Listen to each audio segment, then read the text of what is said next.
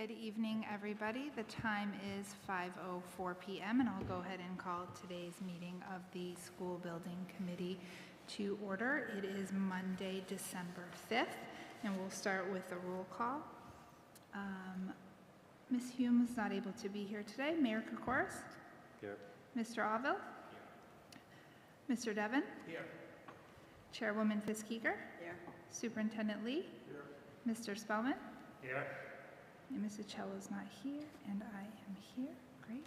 And moving right along to consideration of approval of the minutes from our last meeting, which was on October 17th, 2022. Everybody should have received those and had an opportunity to review. Any comments or discussion with regards to the minutes? There's been a motion to approve and a second. All those in favor? Aye. Any opposed? Any abstentions? Great, that is unanimous. Thank you. All right, so moving right along to South Middle School and our project update. We have with us this evening Doug Murray from Hill, and also by way of recognition, David Billings, and Principal Rainey from South, Brian Pace from MDS, and Sarah Kaufman from the school department. Doug, I'll turn it over to you.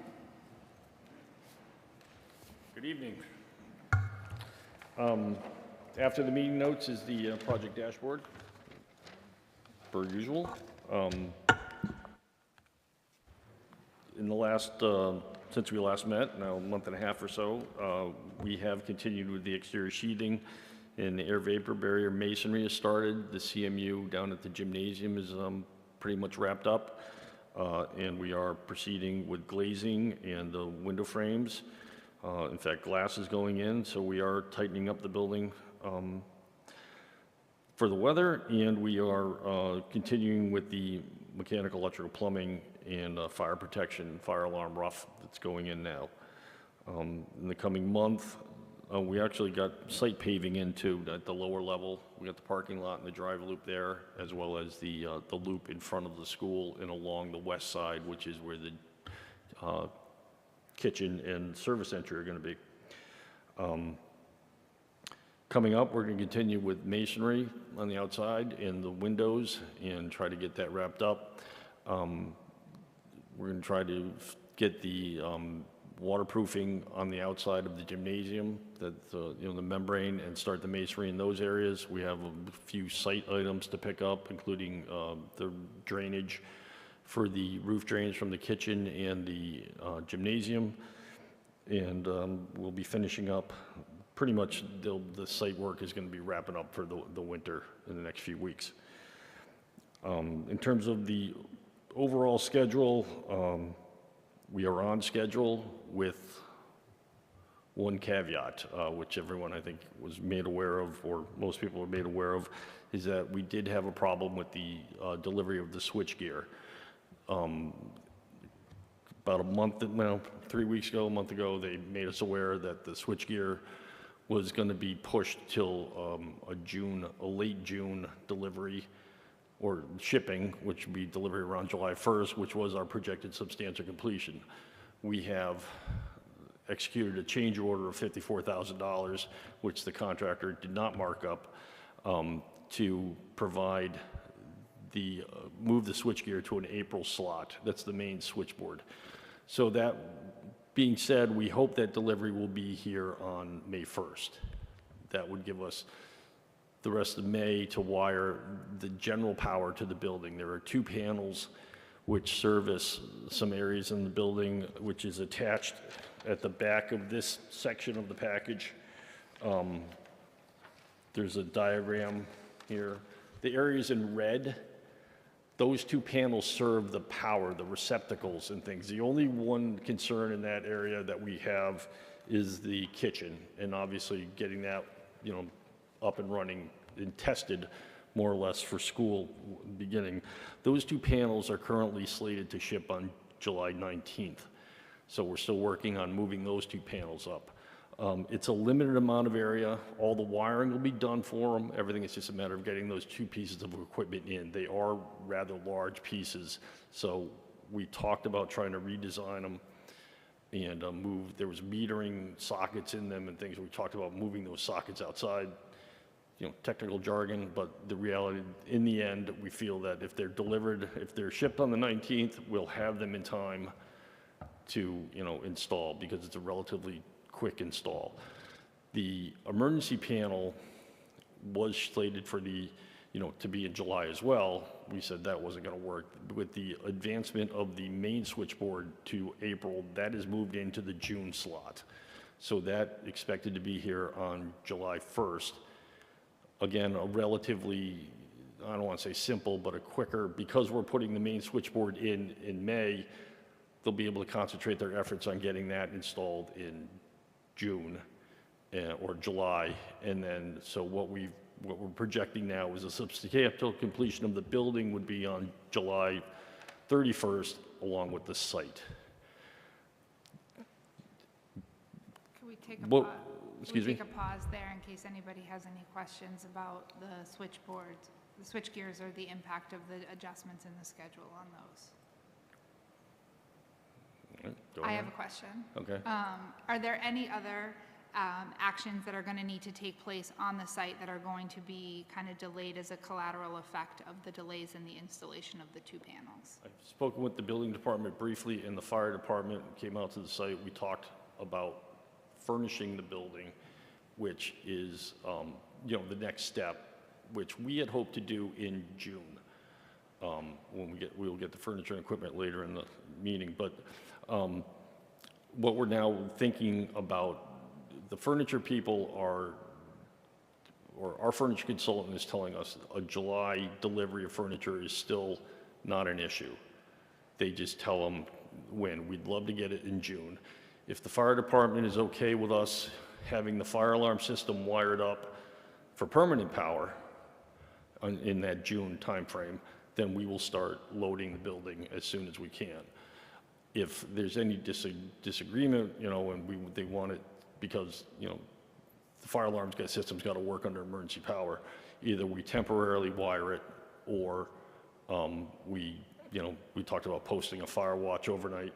The reality is if it's under permanent power would have to fail for the fire alarm not to work. So, it's what are the actual chances of that ever actually happening? So that's something we will work with through the fire department. We don't have a hard set of rules yet because we haven't gotten all the delivery dates nailed down. But that was the next step, is to get the building furnished, and then, obviously nobody's saying, populate, the school kids would not be allowed in there, but the whole target is to hit that August 1st date. And then you can staff the building, teachers can be in, and everybody can be working.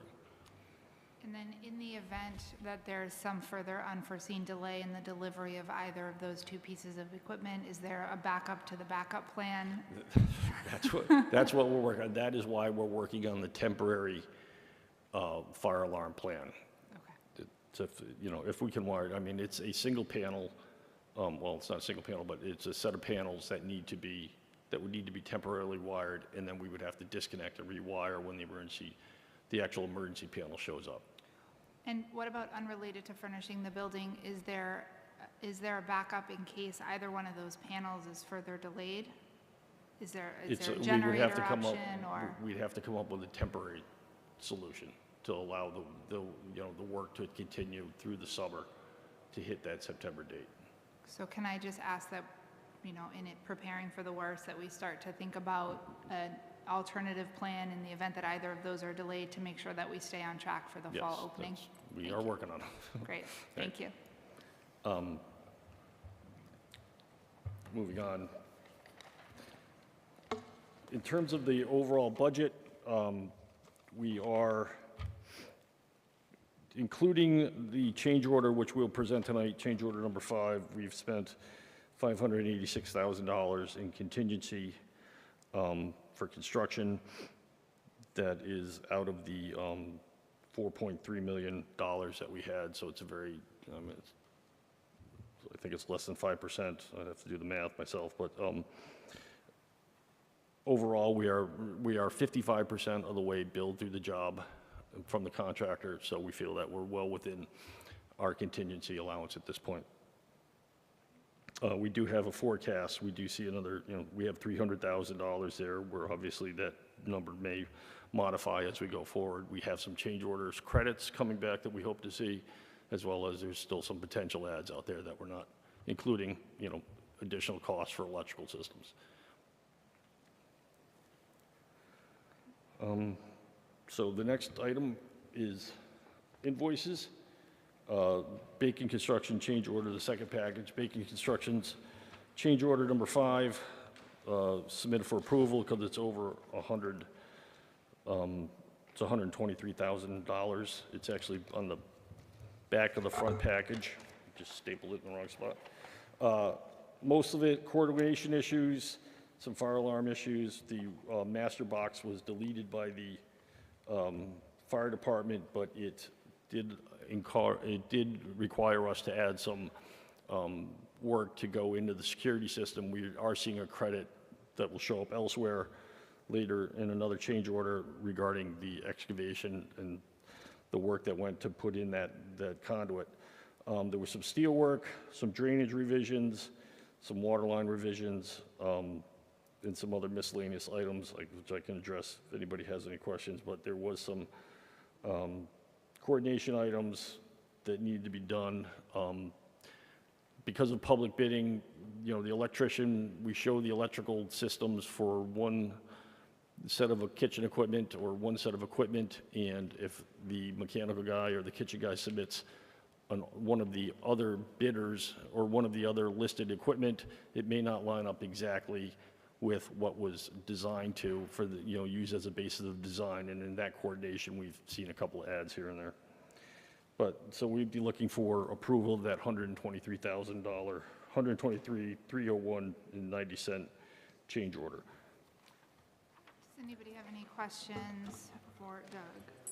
Mr. Devon, certainly. Through the chair. Okay, so you have specifications. We know when you look at specifications, there'll be 3 or 4 different, shall we say, items that you can select from, because you can't go sole source or something to that effect. Now, I don't know, let's say you're going with Westinghouse versus something else. Okay, that's something else. If it doesn't line up correctly with what we were hoping to get, why should we pay that change order? I don't understand. Because it's two separate trades is the problem. The electrician bids the electrical drawings. The kitchen guy or the HVAC guy is bidding the HVAC section.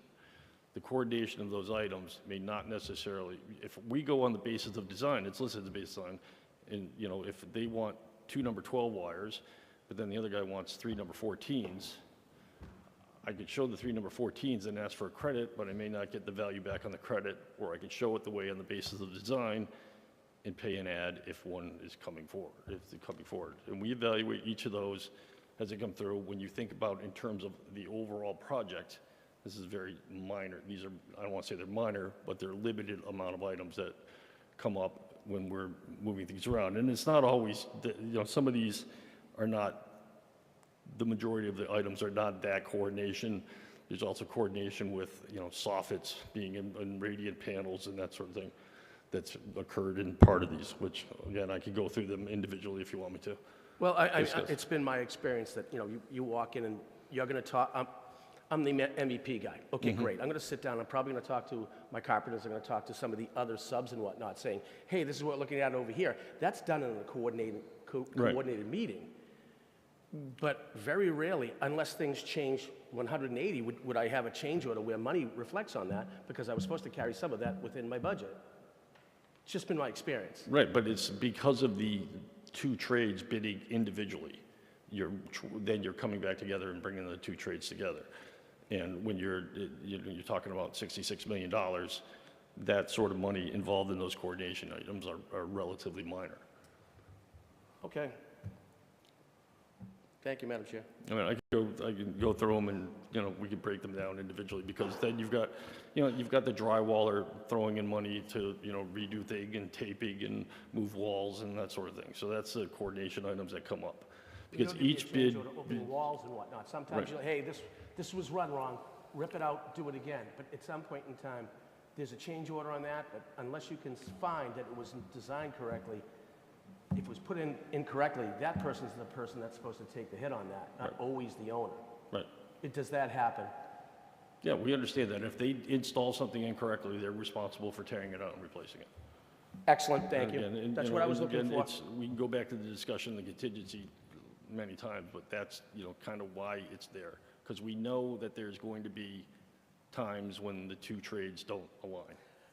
It's Most an definitely. unfortunate part of the Thank you, thing. Madam Chair, that answers my question. Greatly appreciate it. Thank you, Mr. Devon. Does anybody else have any questions about the change orders? So I'm just curious, Doug, two that stand out to me are the drainage and the water line revisions, particularly because I know there was a lot of, during the design phase, there was a lot of discussion and a lot of review, particularly around the drainage. So if you could talk a little bit more about why there was additional, I think, earthwork that was required on both of those items that was not anticipated under the original pricing. The water line revision actually, I don't want to, we probably saved $150,000 on that one. Sounds great. This is what happened on that one. There was a water line shown from Peach Street connecting to the building. We went over this, I think, early in the job.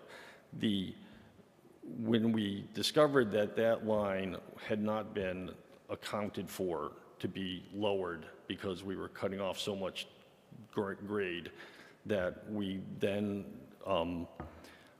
looked at, we had two services connecting, one from Celia Road and one from Kenmore Road, that those two lines supplying the loop around the building, whether that would be sufficient to not have to reuse the Peach Street connection. We were able to determine that those would work. We had them retested. There was a change order for $1,400 or something to do that. And then, so discovering that, we were able to eliminate this line. However, it did involve work to cap the line at Peach Street, to extend the line to Celia Road, and also to rip up the existing line because it was now in the way of the new paving and subgrade. The drainage revisions for but the whole back about saving 150 grand was that had we had to reinstall that line, it would have been an add of that much. And, you know, credit to Brian for wherever he is. There he is. You know, credit for Brian. We talked about it and we came up with this idea of maybe just voiding the line, and that's what happened.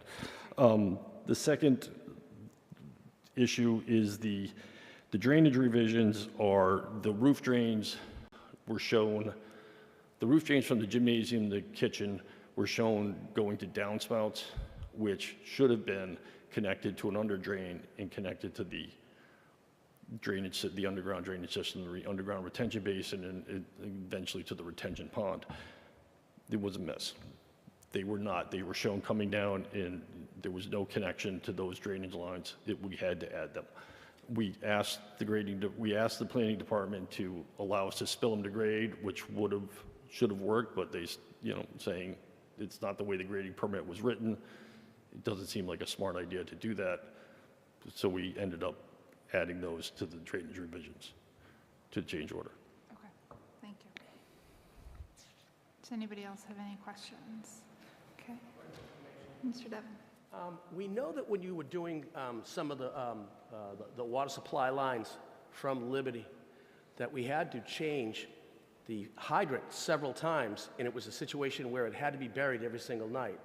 So in other words, we incurred costs in that for safety reasons because of buses going over, and we couldn't steel plate it, that every single night they had to dig it up, do the work on it, and then bury it back down. And I know that, and it was teamed in with that one undersized line that if they kept it where it is, it would have been 4 feet above the ground, if I remember correctly in looking at the prints. So seeing that number, it's one of the few things I'll actually look at and say, wow, we got a deal here.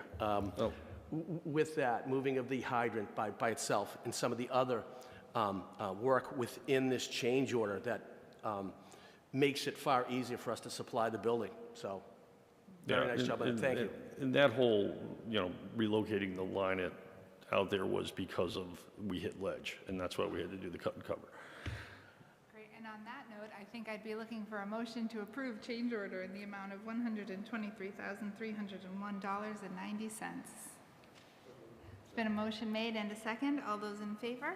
Aye. Any opposed? Great, that is unanimous. Thank you. Okay.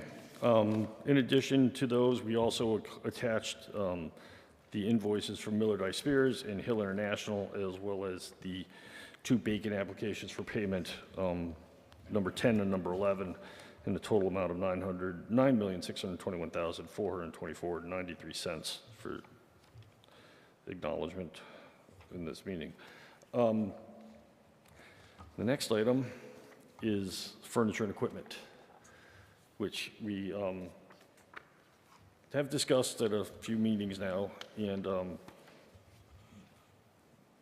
the town, or the state share, the state budget allowed for $960,000. Yeah, it has, and that's $1,200 per student for $800. I think if you talk to anybody in the business right now, everybody says that number is not sufficient, and the state should be relooking at that number.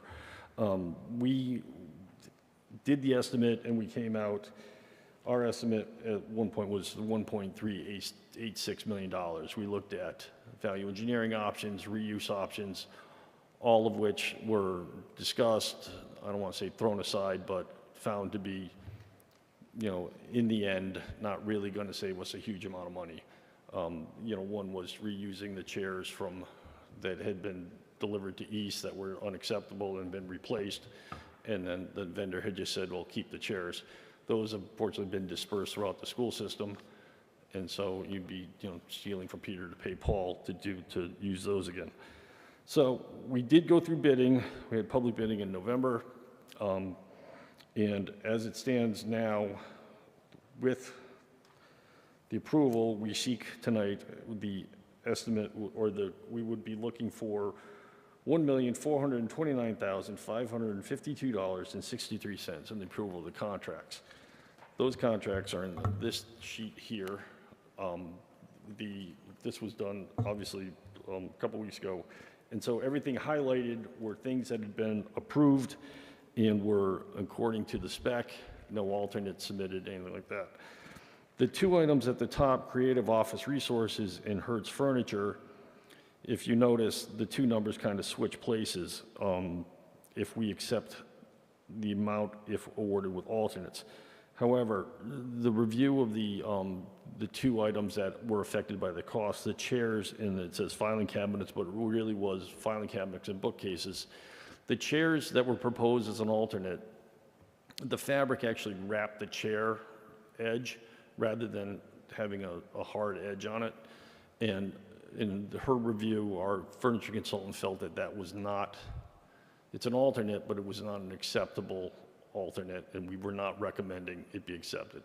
The filing cabinets as well, and the metal bookshelves, it was a lighter gauge metal, and she didn't feel those were acceptable either. The weight loading would not be equal to what we had asked for. So in that case, she suggested the $317,509 to Creative Office Resources and the $140,025.75 to Hertz Furniture be awarded as they were bid, which is, you know, the recommended bid amount in the left-hand column. Down below, the Creative Office Furniture Resources for student desks, L-shaped desks, student chairs, W. Mason, that was all recommended. But then the Robert Lord Company and Hertz Furniture, again, relates to the cafeteria booths. The cafeteria booths were about $40,000 over budget to get what we wanted, or to get the 24, which is attached as the next page, is what appeared in the contract documents. As you can see, the square booths in front of the stage, between the entry doors and out by the windows at the bottom, those were the booths. There were seating for 24 students in those booths. That was about $40,000 over the budget. We had looked at 2 options at 8 and 0, which is the next page. You know, the 8 would just be over between the entry doors, and then the option 1, all tables, would be, you know, no booths, but obviously we have to supplement those with tables and chairs. So they did modify the prices. On the next page here, gave you the 3 options. A $41,000 add to go with the current proposal, $14,000 of savings if you deleted all the booths, and then $2,800 if you went back in with 4 booths. We obviously could do 12 or 16 if that was the option. In the end, the discussion was for $41,000 on top of a $1.4 million contract. It's a rather low number, and whether or not it was sufficient to whether or not the savings we're going to realize was sufficient to change the program that you wanted. And the recommendation from us, which it's just a recommendation, is that we go ahead with the $1.4 million option. And in terms of going back to the dashboard, I know this gets complicated, that money would be taken from the contingency, the soft cost contingency, which stood before today, or originally was at $1.764 million. We had spent about $50,000 of that prior to this for some design services and administrative costs. And so adding the $469,000 of additional expenses, we would reduce the contingency, the soft cost contingency, by $519,000 total for a current contingency of $1.244 million. So in our opinion, we feel that the contingency is sufficient to approve the furniture as the bids were received. I'm sorry, Doug, and so we would be looking to maintain the current design with all of the original booths and absorb the cost through the contingency for Yes. that? Okay. I'd like to give an opportunity, Principal Rainey, if you want to weigh in on kind of the impact of the layout of the cafeteria and the seating, just because it is a significant amount of funding beyond what was budgeted. So I would be curious to kind of hear your thoughts and perspective from yourself or any of the staff that have weighed in on this issue. Please. Thank you for the opportunity to present.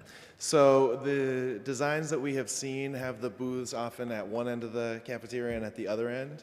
That was how we initially conceived of it when we were looking at a cafeteria that was 2 separate spaces with a dividing wall. And then that became very quickly cost prohibitive, and the wall became a curtain, and then the curtain became a nothing. So we're basically dealing with one large space, and what we had looked at using that restaurant style banquette as is a bulkier piece of furniture to sort of divide the spaces. So it would kind of run down the center of the room and separate one grade. We're planning on basically having 2 grades in the one large space, going through the servery at different times and using the banquettes, the booth style, to create a serving line, but also to separate the room so it's easier to keep the kids on one side when they're supposed to be separated. So if we were to look at reducing the number, we could kind of turn them out and have it be rows with chairs on the other side. But as we looked at it more, basically we would like to have some of that bulkier furniture, those bulkier furniture pieces, to separate it out. It does also add some of the visual pizzazz that we were looking for, because this is going to be a cafetorium, and so we had talked about trying to use the booth seating for some smaller performances and things like that to have kind of a cabaret style.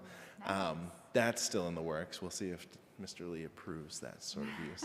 But on the day-to-day, it would be very useful to be able to keep the room divided like that so the kids kind of know where to go. Okay. Great. Thank you very much.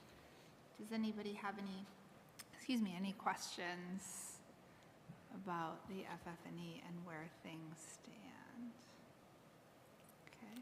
So Doug, am I correct that what you would be looking for is vote to award contracts for FF&E in the amount of $1,429,552.63 to those contractors set forth in the document provided to the committee? That is correct. Okay.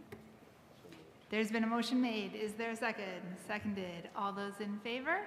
Aye. Any opposed? Great. Thank you.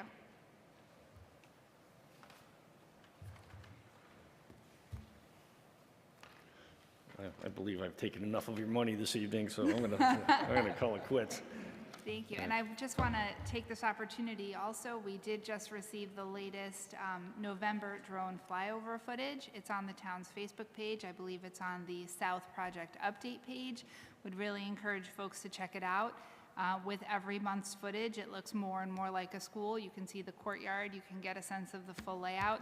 And on a personal note, I had a chance to take my parents by the site. And for a dad who got his start in construction, it was really wonderful for him to see as well. So everybody should definitely check out that footage because it's really exciting to watch the property kind of grow right before our eyes. So thank you, Doug. Thank you. Moving on to the community questions portion of the agenda. Don't see anybody here, so we'll move on to our next meeting, which wildly enough takes us to January 2023. Doug, do we have any items that will be requiring approval or review in January that should focus our meeting schedule? Okay. So looking at the calendar, how about Monday, January 9th? School committee? 6:30? Okay. So if we met Monday, January 9th at 5 p.m. here in Cahill Auditorium, so we can continue to broadcast for folks watching at home, we'll go ahead and pencil that in. And before we conclude, I just want to say thank you to BCAM for broadcasting us this evening and every month when we have an opportunity to meet here in Cahill. So thanks very much to the team in the back. And with that, I will take a motion to adjourn. There's been a motion made. Is there a second? There's a second. All those in favor? Aye. Any opposed? Great. Happy New Year. Happy holidays, everybody. Thank you.